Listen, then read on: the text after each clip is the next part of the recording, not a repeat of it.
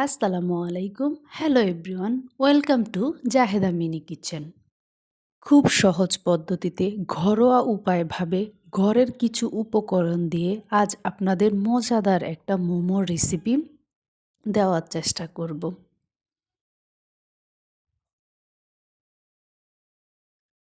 প্রথমে আমি এক স্লাইস মাংস নিয়ে ছোট ছোট স্লাইস করে নিব এবং খেয়াল রাখতে হবে যাতে মাংসের হাড্ডি ছাড়া মাংস হয়।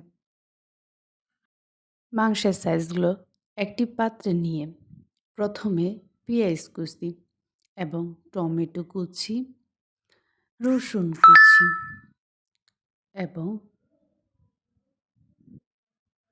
সামান্য পরিমাণ লবণ, সামান্য পরিমাণ মরিচের গুঁড়া, সামান্য পরিমাণ জিরার গুঁড়া দিয়ে ভালোভাবে মিক্স করে নিব,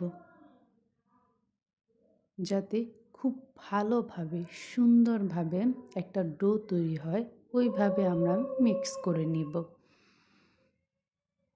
মোমোর পুরটা রেডি করার পরে আমরা 2 কাপ ময়দা নিয়ে একটু লবণ ব্যবহার করে সামান্য পরিমাণ পানি দিয়ে সুন্দরভাবে একটা ডো তৈরি করব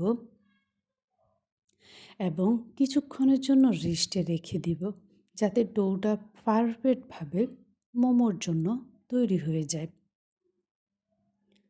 মোমো তৈরি করার জন্য আমরা রুটির মতো গোল করে বেলে একটা শেপ কেটে নিয়ে ওই শেপটা দিয়ে সুন্দরভাবে মোমোগুলো বানিয়ে নিব এবং বিভিন্ন ধরনের নকশা দিয়ে দিব, এটা নিজের ইচ্ছে মতো।